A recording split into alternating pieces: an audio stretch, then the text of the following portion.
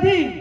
જેમ એમના લોકસભામાં 70 જણા માગણીદાર હતા, એમ આમાં પણ હું માનું ત્યાં સુધી 25, 26, 28 આંકડો પહોંચ્યો છે પેટા ચૂંટણીની ટિકિટ માટે.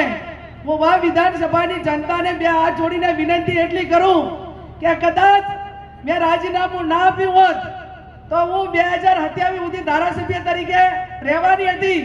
તો મારો પોતાનો અધિકાર છે અને મામેરું જમાડું એટલે તમારે મને કંઈક આપવું પડે એવી પ્રણાલિકા છે. એટલે મારે મામેરામાં તમારું બીજું કાંઈ નથી જોતું. કોંગ્રેસ પાર્ટી મોવડી મંડળ જે પણ ઉમેદવાર મૂકે એને 3.5 વર્ષ માટે ધારાસભ્ય ચૂંટજો. તો હું મામેરું જમાડવા ગઈ હતી અને તમે મને ઓઢામણી ફેરવણી કરી છે, એ બદલ હું તમારો આભાર માનીશ. બાપુ મારું બેટું સૌથી અઘરામાં આમ તો મોવડી મંડળને અમે ઘણી વખત કહેતા હોય કે અરે ટિકિટ ઉત્તર જાહેર કરતા નથી.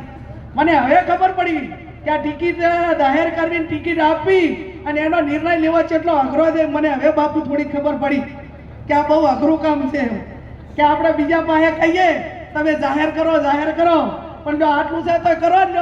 સર્વાનુમતે એક નામ નક્કી કરીને મને કે બાપુ કે આપો, તમે કહેતા હતા ને કે જાહેર કરો, તો તમે આ એકલું ના કરી કહેતા હોય ને આટલું ના કરી કહેતા હોય તો અમારે આટલું બધું કઈ રીતે કરતા. એટલે ખરેખર જે આ ટિકિટની ઓથોરિટી છે એમને તો હું અભિનંદન આપું છું અને હું ધણીધર ભગવાનને માં નડેશ્વરીને પ્રાર્થના કરું અને એમને વચ્ચે રાખીને કહું છું કે મારા માટે બધા હરખા છે. જે ટિકિટ માગે એને હું એકેયને તમારી પાસે ભલામણ નહીં કરું. લોકોનો અભિપ્રાય લેજો અને મોવડી મંડળ તમે જેને ટિકિટ આપો એના માટે હું આકાશ પાતાળ એક કરીશ, એની પણ આપ સૌને હું ખાતરી આપું છું. કારણ કે મારાથી નિર્ણય લેવાય એવું નથી બાપુ. એટલે વડીલ ઓલા વકીલની ભાષામાં કહું કે બગાડેલો કેસ સુધારે એને વકીલ કહેવાય, પણ કેસ બગડવા જ ના દે એને વડીલ કહેવાય. એટલે તમે વડીલની ભૂમિકામાં રહી અને સુખદ સારું પરિણામ આવે એ પ્રકારના પ્રયત્નો કરજો. આપ ખૂબ મોટી સંખ્યામાં અહીંયા ગૌશાળાના સંચાલકોને એ પણ સ્વાગત કરવા માટે આવ્યા છે.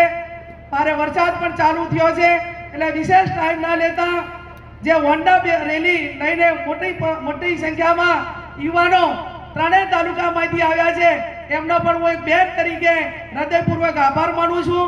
આપ સૌનો